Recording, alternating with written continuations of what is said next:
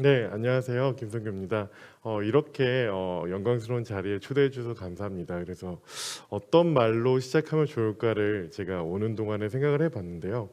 1년 전에 그 초등학생 유튜버가 있는데 저한테 인터뷰를 하고 싶다고 찾아왔었어요. 그래서 초등학교 유튜버니까 되게 재미도 있고 어떤 얘기를 해줄까 기대하면서 만났었는데 이런 얘기를 하더라고요. 박사님, 기성세대로서 기후변화에 좀 책임을 느끼고 계시지 않으세요?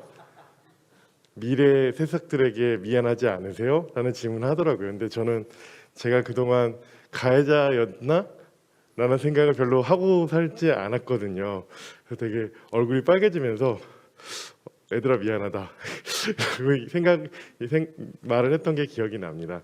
그래서 기회가 될 때마다 뭐 청소년이 됐든 대학생이 됐든 제가 조금 알고 있는 지식을 좀 전달해 주는 부분을 좀 노력해야겠다라는 생각을 했고요. 그래서 이렇게 찾아뵙게 돼서 너무 영광입니다. 그래서 탄소 중립과 청소년 실천 과제인데 제가 사실은 뭐 전문가라고 하지만 탄소 중립에 대해서도 아는 게 많지 않고 또 청소년에 대해서는 여러분이 주인공이기 때문에 무엇을 해야 될까 함께 고민하는 시간이 되지 않을까라는 생각을 해봤어요. 네, 그런데 우리가 이렇게 마스크를 쓰고 있고 또 비대면으로 듣고 계신 분들도 있고 또 나중에 영상으로 또 보실 분이 있는데 항상 코로나19가 우리에게 어떤 의미를 가져다 주나 라는 이야기로 시작을 해볼까 합니다. 코로나19는 사실 너무나 공포스럽죠. 근데 지금은 뭐 백신도 있고 이제 청소년들도 조만간 백신을 맞을 수 있을 거라고 얘기를 하고 또 어린 그 유년층까지도 이런 백신 이야기가 나오는데 사실 알지 못하는 미지의 대상이라는 게 가장 공포스러웠던 것 같아요. 1년 전에 2월, 1월 이렇게 생각을 해보면 사람들이 코로나 백신이 뭐지? 또 2년 전으로 돌아가면 이게 뭐야? 왜 이런 게 번지고 있는 거야? 그리고 그 이전에 한 2, 30년부터 많은 그런 전문가들이 인류에게 위기가 찾아온다면 감염병과 같은 존재가 우리에게 정말 큰 충격을 줄 수 있다라고 경고를 했는데 그게 2년 전에 찾아온 코로나19가 될 거라는 생각은 못했던 것 같아요. 적어도 뭐 스페인 독감이나 여러 가지 역사적인 그 전염병들을 가져오면서 얘기를 하는데 사실 지금 살고 계신 거의 모든 사람들은 그런 전염병에 대한 기억들이 많지 않은 것 같아요. 범국가적으로.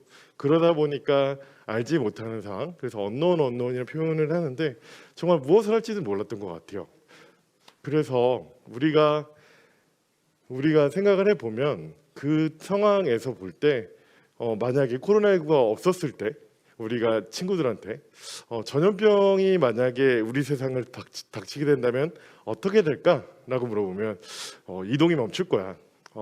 국가가 봉쇄돼 가지고 뭐 교통편도 다 마비가 될 거고 정해진 시간에는 나가지도 못하고 식당에도 4명씩밖에 못 들어가고 또 열 체크도 할 거야라고 하면 아마 대부분일 거예요. 너무 공상과학을 많이 본 거 아니야?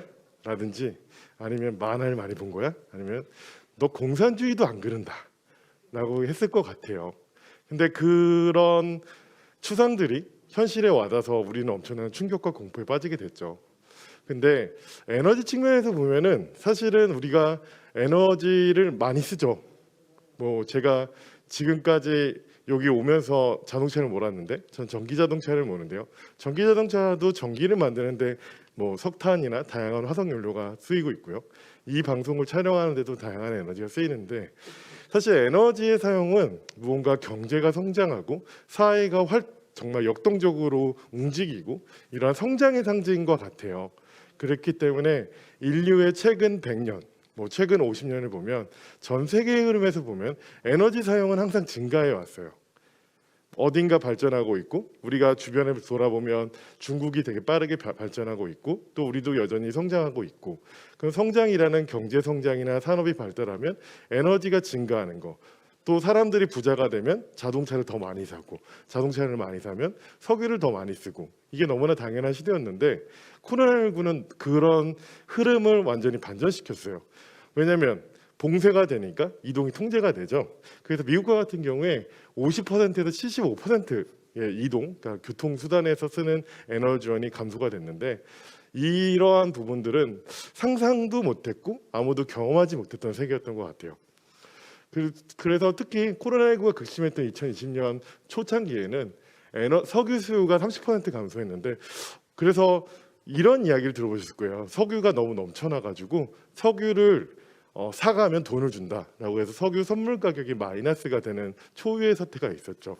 지금은 조금 코로나19 상황이 완화되고 일시적으로 수요와 공급이 조금 어긋나면서 오히려 석유 가격이 너무나 빠르게 올라서 걱정이지만, 그때는 석유를 가져가면 돈을 줄게, 이런 식의 어떤 새로운 세상을 경험하게 됐는데, 그때 우리가 경험한 유일한 어떤 긍정적으로 볼 수 있는 신호들이 있었는데, 그게 뭐냐면 우리의 활동이 얼마나 환경에게 악영향을 주느냐, 내지는 우리가 추상적으로 우리가 열심히 환경을 깨끗하게 만들기 위해서 노력하면 어떤 결과가 나올 것인가, 상상 속에 있었던 하늘을 경험하게 되는 일을 경험한 것 같아요.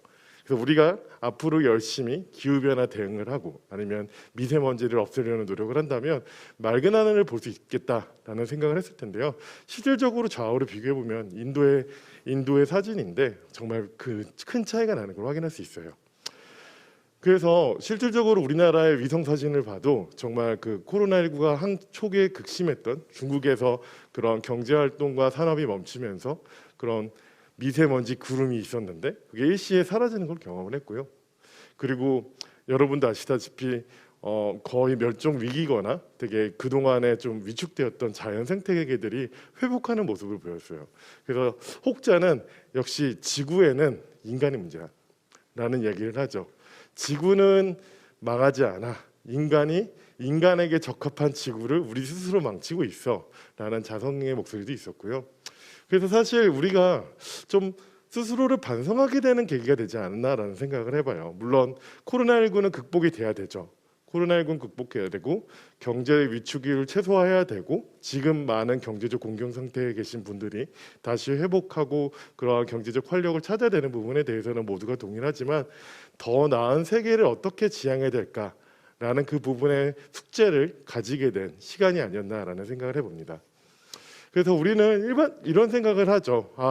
이렇게 돌아가면은 참 좋겠다라고 하지만 참 돌아가면은 미세먼지도 많고 환경 오염도 더 심해지고 환경 파괴도 더 가속화되는 그런 파괴 시대로 회복되지 않을까라는 걱정과 함께 더 나은 회복과 무언가 우리가 위기를 경험한 그런 교훈을 우리가 함께 가져가면서 무언가 그런 새로운 길을 만들어 나가는 생각들을 또 동시에 하게 되는 것 같습니다.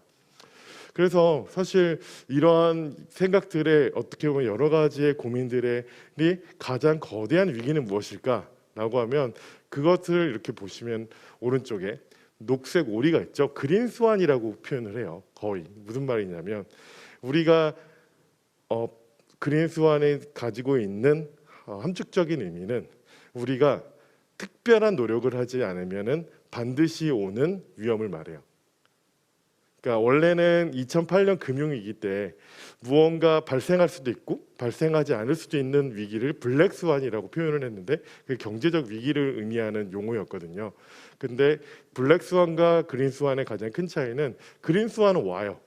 그 오는데 온다는 사실을 모든 사람이 알고 있는데 그 오지 않기 위해서 노력을 해야 된다는 의미예요. 그리고 빌 게이츠 같은 경우에는 사실 코로나19에 대해서도 오래전부터 그런 감염병을 경고했던 사람 중에 한 명이죠.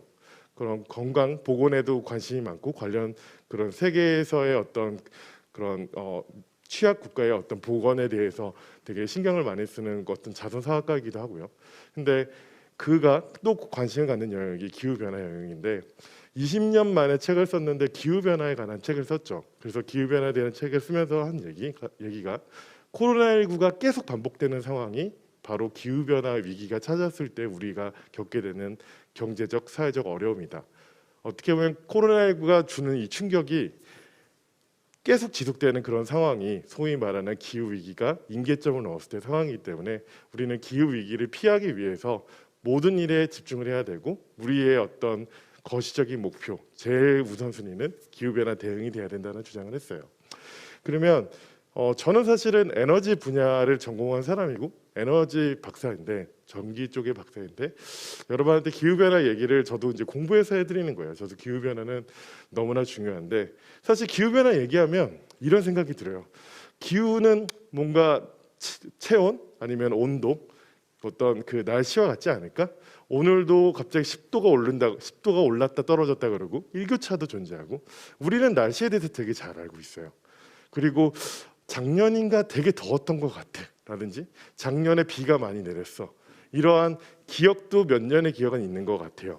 근데 기후변화를 이야기하는 기후학자들은 수십억 년을 이야기를 해요. 그리고 우리 어렸을 때 모두 다 공룡이 뭐 빙하기가 와서 멸종했어 이거는 모든 사람이 다 알고 있는데 뭐 생각해 보니까 기후는 계속 변화 왔는데 그 변화해온 기후가 뭐가 문제냐? 우리가 그런 부분에서 시간적인 어떤 그 개념 자체가 없는 것 같아요. 근데 사실은 우리가 지구 역사가 뭐 50억 년이 넘고 그리고 그 중에서 5억 년, 10%의 역사를 보면은 빨간색으로 된 이 시기는 빙하가 없던 시기예요. 너무 지구가 뜨거워서. 그리고 파란색 선은 북극에 이제 남극에 빙하가 있던 시기를 의미하거든요. 그러면 왔다 갔다 변화를 했어요. 근데 보시면은 5억 년에서 이제 5천만 년 전에서 지금을 보면은 이제 빙하기가 찾아왔고 다시 올라가는 어떤 모습을 보이니까 무언가 이게 올라가는 게 너무 당연한 게 아닌가라는 착각을 하죠. 근데 이거를 조금 확대해서 보면은 우리 인류 문명이 사실은 이렇게 문명의 꽃을 피우게 된 거, 우리가 어렸을 때 보면은 뭐 화가 문명이라든지 여러 가지 어떤 우리가 발전하게 된 계기를 보면은 안정된 기후에 포함되었다고 해요. 그래서 다시 말하면 2만 년 전부터 인간에게 적합한 기후가 찾아왔어요. 그래서 우리가 어떤 강도 범람하지 않고 좀 그러한 우리가 어떻게 보면 먹고 사는 문제에서 어느 정도 안정적으로 할 수 있게 되면서 발전을 하게 됐다라는 표현을 하게 되는데 조금 더 가까이 오면은 최근 한 200년 동안 갑자기 오르기 시작해요. 무언가 이상하죠. 안정적인 기후가 올라가게 되는 거죠. 그래서 왜 올라가지? 이게 올라가는 게 어떤 그런 인간 때문이 아니라 주기 때문이 아닐까? 어떤 자연의 어떤 자연스러운 현상이 아닐까? 이런 생각을 하게 되는데 우리가 1850년부터 보니까 유의미하게 되게 빠르게 올라가고 있어요. 그래서 일반적으로 올라가는 것보다 10배에서 20배 정도 빠르다라는 표현을 쓰거든요. 그럼 우리가 시속 10km로 뛰어가는 사람과 시속 100km로 달려가는 자동차가 똑같다라는 말은 하지 않잖아요. 그 속도가 다르죠, 확실하게. 근데 그 이유가 바로 뭐냐면 1800년대부터 우리는 땅속에 갇혀 있던 에너지를 쓰기 시작해요. 화석 연료라고 부르죠. 석탄. 그런 것들을 석탄을 본격적으로 인간이 쓰기 시작했던 시기가 1800년대, 1850년이라 그러는데 그래서 뭐 기후 변화 이야기를 하면 1850년이라는 이야기를 많이 하는 이유가 영국이 산업혁명을 해서 땅속에 있는 석탄으로 에너지원을 만들고 그 에너지원을 쓰는 기계 장치로 증기기관을 만들었다. 뭐 이런 이야기를 들어보셨을 텐데 그게 어느 정도 전 세계에 퍼져 나가기까지 100년 정도가 필요했거든요.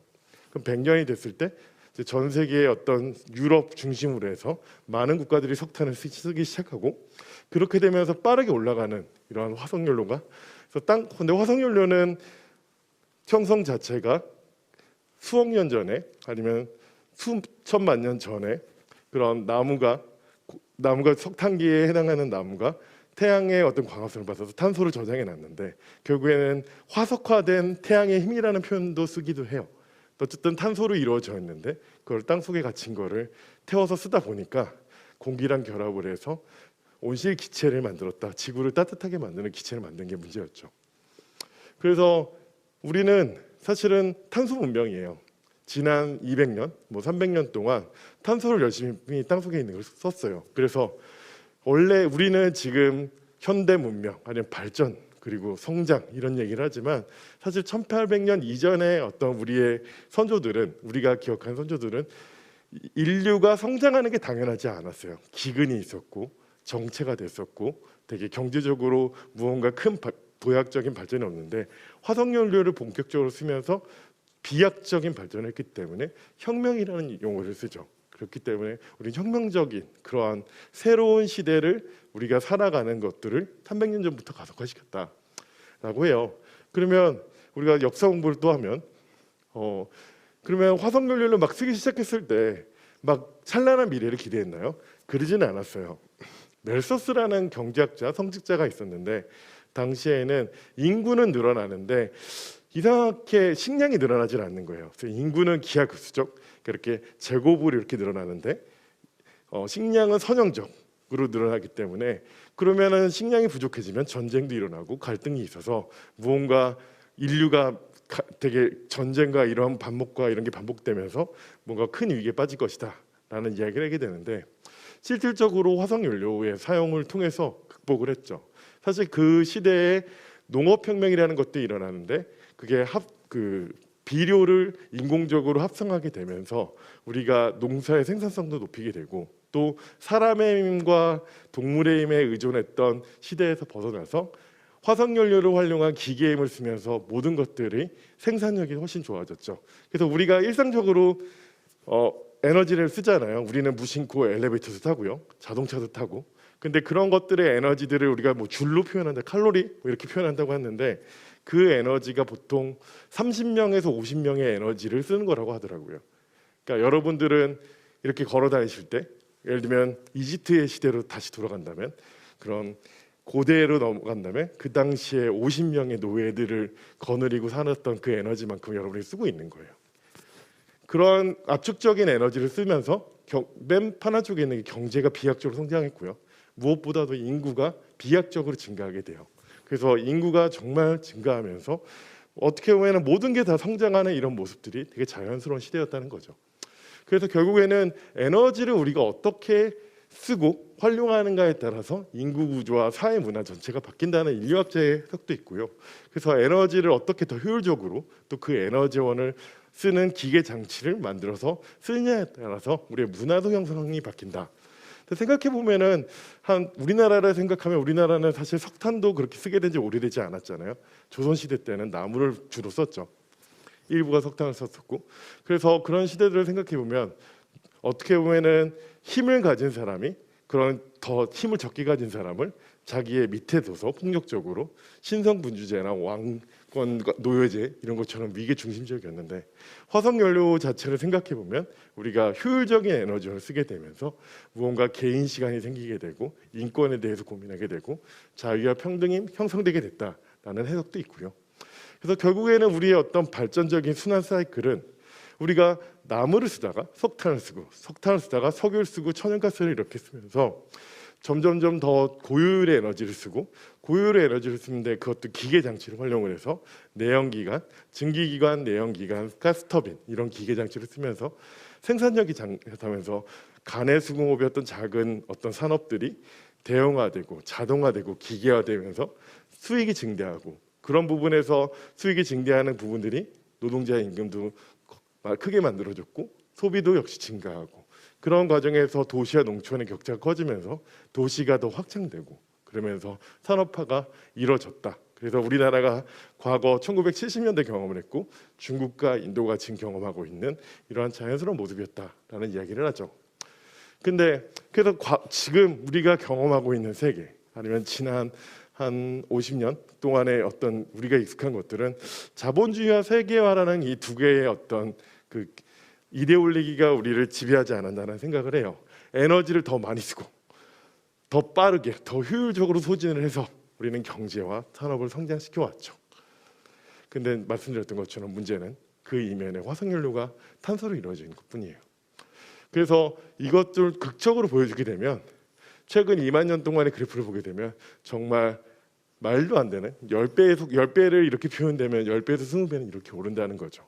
그렇기 때문에 뭔가 문제가 생긴 거고 우리 인류는 100년밖에 살지 못하는데 보통 많이 살아도 근데 1000년, 만년, 억 이렇게 말을 하니까 개념이 와닿지 않지만 정말 빠르게 오르고 있고 그런 부분은 화석연료가 가장 큰 문제였다라고 말씀드릴 수 있을 것 같아요.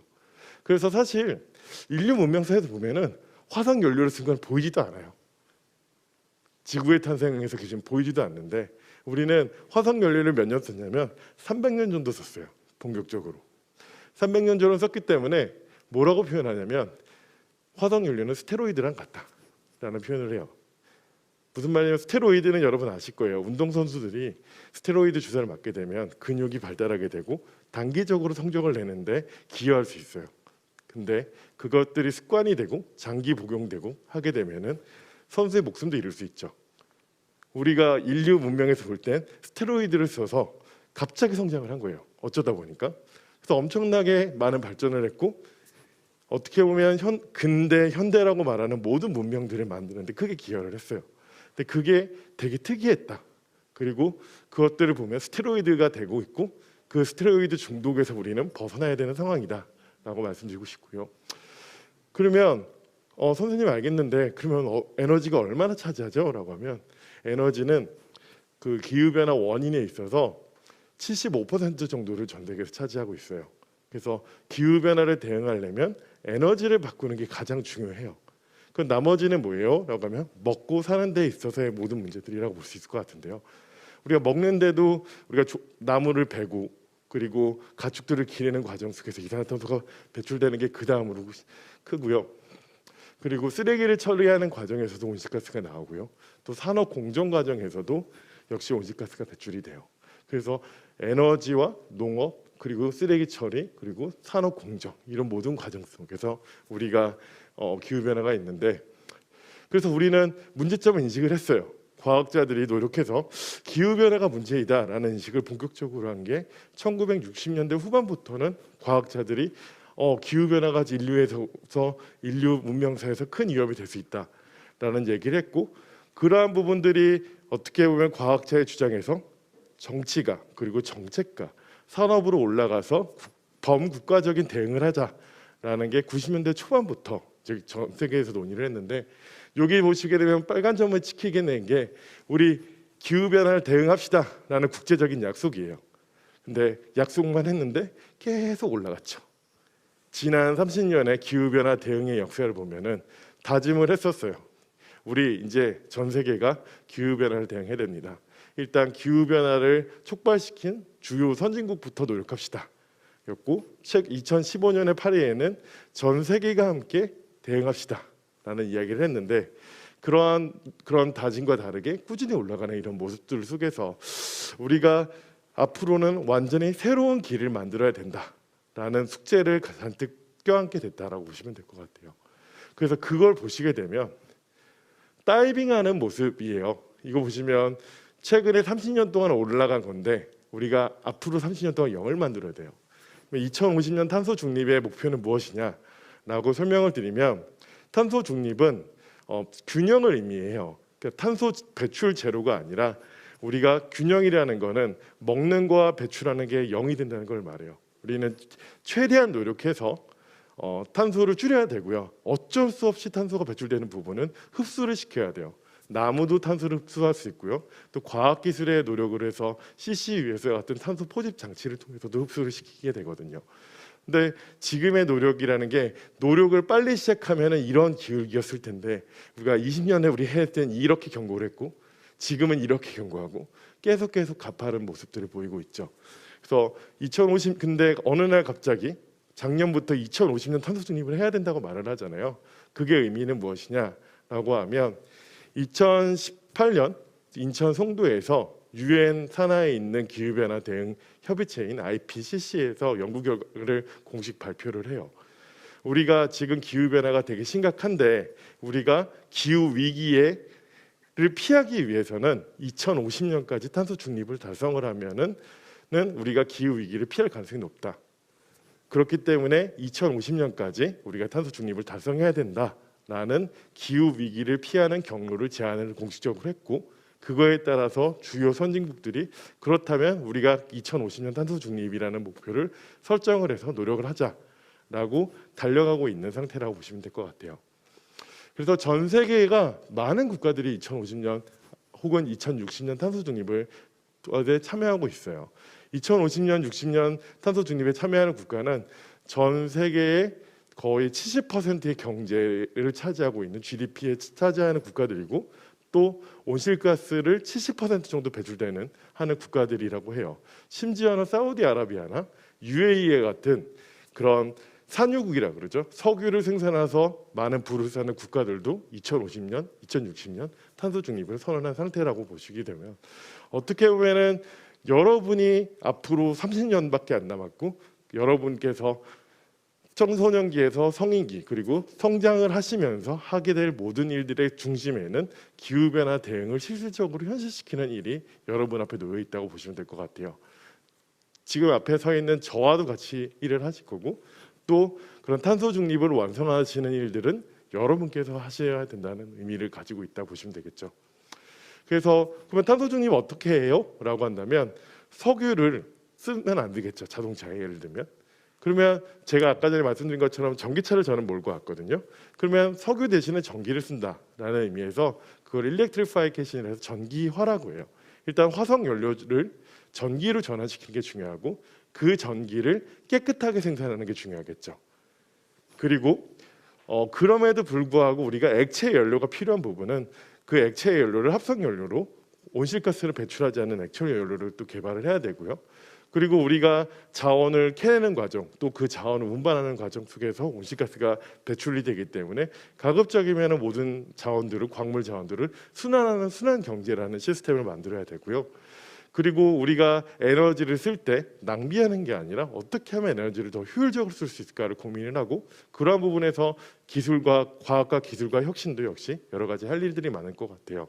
그래서 기술 개발도 꾸준하게 해야 되고 또 삶의 방식도 바뀌게 될 거예요. 우리가 아무 생각 없이 낭비를 하고 있는데 그러한 부분들을 반성하면서 다시 살아야 되고 또 우리가 살고 있는 대부분의 시스템이 자본주의 시스템이어서 누군가 돈을 벌어야 되고 또 누군가 성장을 해야지 무언가 바뀔 수 있는 동력이기 때문에 가장 비용 효율적이면서 많은 사람한테 수혜가 되는 그러한 방안들을 끊임없이 고민을 해야 된다고 보시면 될 것 같아요.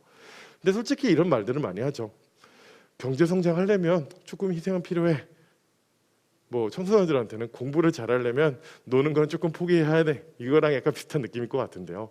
근데 우리는 경제 성장이라는 이유로 되게 다른 것들을 포기하는 걸 너무나 당연시 여겼던 과거 30년, 40년, 50년을 살아왔던 것 같아요. 그래서 환경 문제에 대해서도 일부 희생하고 나중에 좀 환경을 복원시키면 돼라는 마인드가 있고 또 여전히 이러한 부분들이 우리 사회에 놓여져 있다라고 생각이 들고요. 근데 우리나라는 지금 어때요? 라고 한다면 우리나라는 선진국이죠. 우리나라 선진국이고 전 세계 온실가스 배출의 한 1% 정도를 차지하고 있고요. 전 세계 순위로 하면 11번째에서 정도 순위를 차지하고 있고 그러나 그 대응 측면에서는 아주 매우 미흡한 불량 국가라는 비판을 받고 있기도 해요. 어떻게 보면은 선배 세대로서 기성 세대로서 숙제만 잔뜩 안겨주고 성장의 결실을 잔뜩 가져간 되게 부끄러운 세대가 아닐까라는 생각도 하게 되네요. 그러면 미래에 대한 에너지에 대한 생각을 말씀드리면 여러분 에너지는 그냥 뭔가 일을 하게 하는 힘을 말을 하죠. 그럼 에너지는 일을 하게 된 힘인데 미국에서 이런 이야기를 해요. 어느 날 갑자기 여러분 한 3년 5년 전부터 우리 집 동네에 태양광이 깔리기 시작해요. 왜 갑자기 태양광이 깔리기 시작하지? 이상하다. 이런 변화를 눈치채는 분도 있고 언론에서는 태양광을 깔면 무언가 부정적으로 보도하는 언론들도 있어요. 뭐 산지에 태양광을 해서 홍수가 나면 무너지고 산사태가 일어나는데 과연 태양광이나 재생에너지를 하는 게 맞을까? 라는 이야기를 하는데 저는 단어를 정의하고 구분하는 그 용어 체계가 그런 국가 정책에도 영향을 미치고 미래에도 반영이 돼 있다고 하는데 미국의 에너지 정보를 다루는 에너지 정보국이라는 데를 가보게 되면 에너지는 일을 하기 위한 힘입니다 라고 일을 할 수 있는 능력입니다 라고 정의를 하고요. 에너지를 두 가지로 구분해 있어요. 재생에너지와 재생에너지가 아닌 에너지. 그러니까 어떻게 보면 용어의 정의 체계의 시작 자체가 재생에너지가 미래의 주역이라는 부분을 명확히 한 거죠. 미국도 역시 재생에너지 비중이 10%밖에 되지 않은 국가거든요. 근데 여러분들은 에너지에 대해서 뭐 갑자기 변한 거지 나한테 왜 이렇게 당황스럽지? 왜 에너지 얘기를 여기저기서 하고 대통령 후보들도 에너지 얘기를 하지? 라고 하는 거는 여러분은 전기는 꼽으면 쓰지 전기를 꼽으면서 이 전기가 어떻게 생산되고 어떻게 옮겨져서 탄소를 얼마나 배출하지 생각 안 하잖아요. 또 대부분의 아버지나 어머니 부모님들도 자동차를 모실 때 오늘은 유가가 너무 비싸네. 기름값이 너무 요즘 비싸졌어. 정부가 세금을 깎아주니까 너무 조금 도움이 되네. 이런 얘기만 하지 이게 글로벌 경제가 어떻고 뭐 이게 화석연료이고 이런 얘기는 안 하죠. 우리는 에너지 산업이 변화하지 않는다고 생각하고 뭐 이건 예시 기업이고 에너지 기업들은 뭔가 안정적이고 그냥 전기는 생산했고 석유는 수입해가지고 가공해서 우리들한테 공급하는 그런 부분이라고 생각하는 것 같아요. 근데 여러분은 좀 다르게 배우실 것 같아요. 제가 학교에 다녔을 때는 이런 얘기를 많이 들었거든요. 석유는 고갈됩니다. 언젠가 석유는 고갈되기 때문에 그 2020년, 뭐 30년이 지나면은 경제를 성장하는 국가들이 있고 에너지 수요는 더 커질 텐데 더 이상 땅속에서 나오지 않기 때문에 우리는 에너지를 줄여야 되고 아껴야 돼요. 그리고 대체 에너지, 대안 에너지를 찾아야 돼요. 라는 이야기를 했죠. 그래서 공급에서의 피크가 온다라고 해서 에너지 그 석유 피크, 오일 피크를 오일 서플라이 피크라고 얘기를 하는데 이제는 개념이 바뀌었어요. 뭐라고 하냐면 석유는 계속 그 잠재량이 늘어났죠. 뭐 30년 뒤에 고갈된다는 게 50년, 70년 늘어나고 있는 이유가 탐사 기술이 발달을 했고요.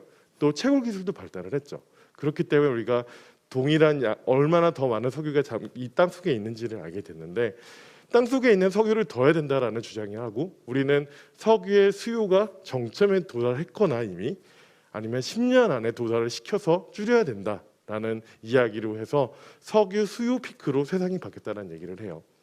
그래서 우리는 과거에는 기술은 우리가 더 빨리 소비할 수 있게 해주고 시장은 누군가 돈을 더 많이 벌게 해줘야 되고 정책은 많은 사람들이 안정적으로 에너지를 쓰게 해주는 이러한 어떤 에너지 생태계의 어떤 기본 원리에 따라서 익숙해졌는데 갑자기 기후변화 얘기를 하고 모든 걸 다 바꿔야 된다는 얘기를 해요. 근데 제가 말씀드렸던 것처럼 에너지 기업 중에 많은 기업들이 탄소 중립을 선언을 했거든요. 특히 그 중에 하나의 BP라는 석유 회사가 있는데 이미 석유 수요는 정점에 왔고 자기네들은 석유를 0을 만들 거래요. 2050년에 온실가스를 0을 배출하겠다는 선언을 석유 막 그래서 화석연료를 파는 기업들이 선언을 했고요. 그래서 석유 회사는 뭘 하냐? 그러고 하면 석유 회사는 종합 에너지 회사로 바꾸겠다는 선언을 한 상태예요. 바이오 에너지도 생산하고 재생 에너지도 생산하고 수소도 만들고 전기차도 충전하고 아까 말씀드렸던 것처럼 에너지 기업은 안정적이고 예측 가능한 기업이기보다는 무언가 크게 바뀌어가고 있고 혁신을 이끌어야 되고 또 무언가 새로운 기회들을 찾아야 되는 가장 크게 변화하고 있는 기업으로 바뀌게 된 거죠. 여러분 생각 없이 주유소에 가서 기름 충전하지만 주유소에서 찾지만 이렇게 바뀌었다는 걸 볼 수 있을 것 같고요.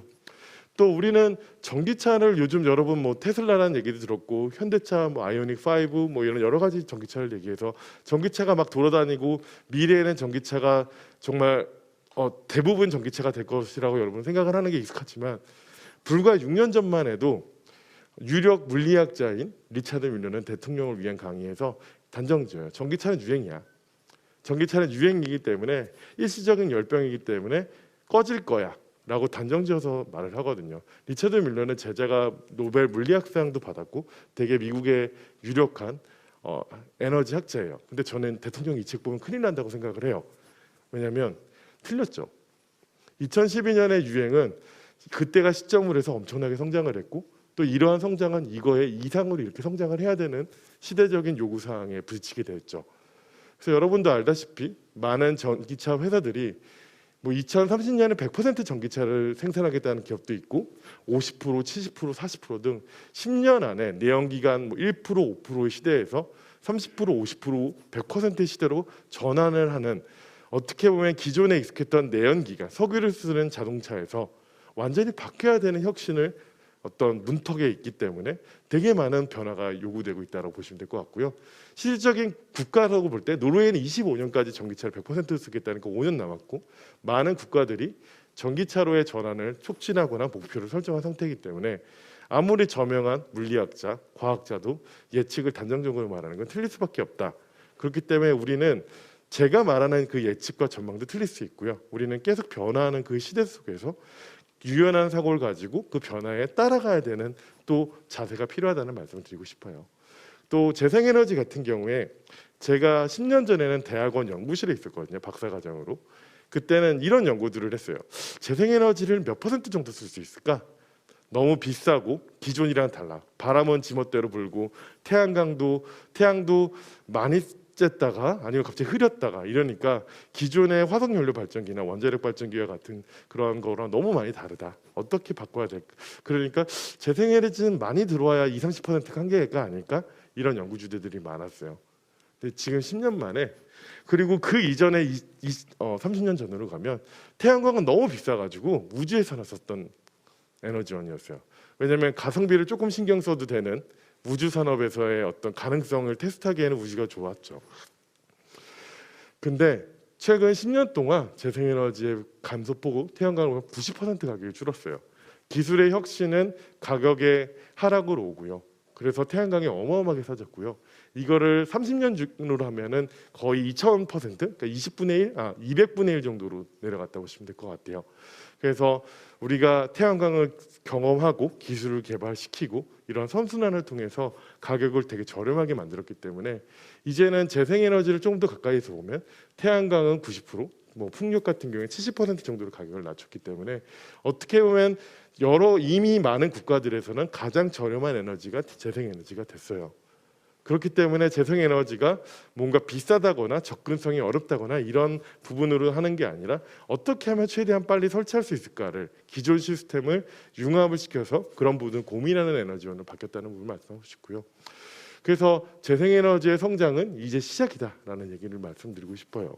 그리고 놀라운 변화가 또 하나 있었는데 바로 미래의 재생에너지에 대한 얘기예요. 제가 만약에 10년 전에 예를 들면 우리는 어떤 지역, 캘리포니아 지역을 100% 재생에너지를 할 거야 라고 하면 너무 과학자적인 생각이 아니라 환경운동가적인 상상 아닙니까?